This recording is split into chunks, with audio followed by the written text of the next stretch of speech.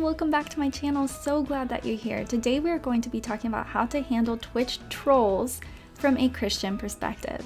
So first of all, I want to give this disclaimer. I know that not everyone is going to agree with my approach, but it is just what I've found works best for my stream community and for all the communities that I've modded for in the past. Let's start by talking about the name troll. I know, it's meant to be silly. I actually used to use the term troll as well because everybody around me did, but I always had a lot of hesitation and conviction surrounding it. If we pass somebody off in that way and just label them a silly and demeaning name, how is that ever supposed to encourage them and lift them up into a higher standard of behavior?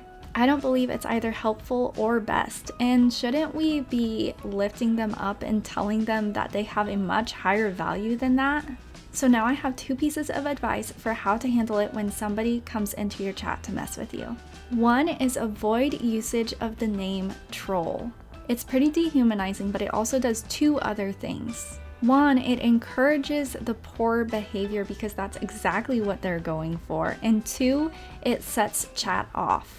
It seems to me like as soon as a streamer acknowledges somebody as a troll, chat follows pattern and immediately starts making demeaning remarks about that person.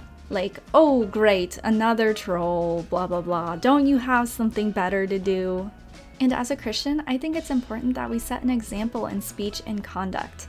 This comes from 1 Timothy 4:12, where it says, "Let no one despise you for your youth, but set the believers an example in speech, in conduct, in love, in faith, in purity."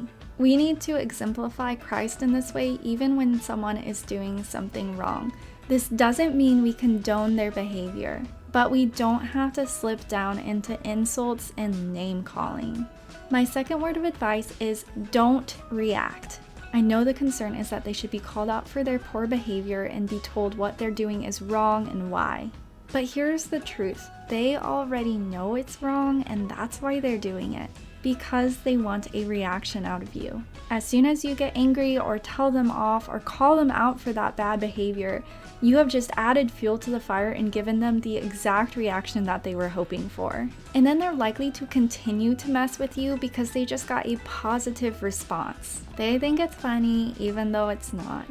Remember, they are a hurting and broken person looking for a way to fill the void in their life. Maybe they have a lack of proper attention from those around them, or life hasn't worked out the way that they hoped it would.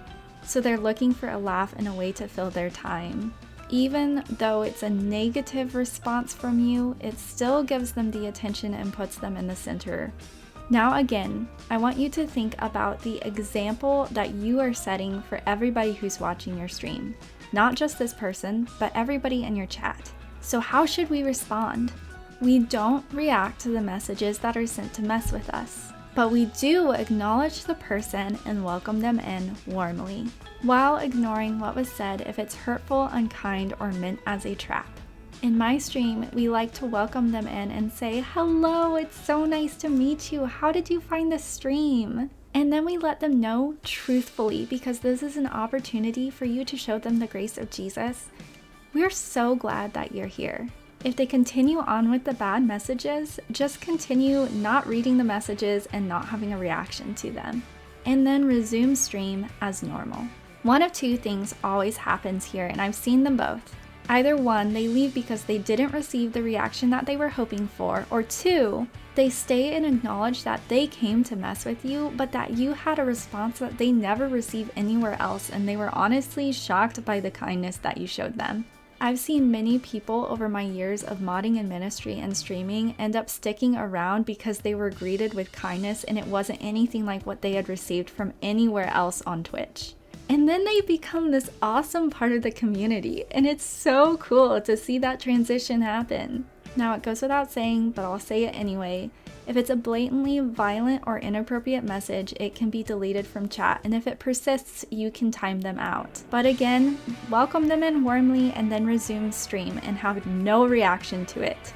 Because if you react, they will likely wait out their time out to continue messing with you or come in on an alternate account to get more of a reaction from you. Obviously, some people are more persistent in this than others and will require more patience. But think of the example of patience you're setting there. That's a pretty incredible opportunity. Not only to show that person patience, but also everybody in your chat. I think that it's important to also say in this video that there are also cases where people come in and they're immediately deemed a troll and disregarded.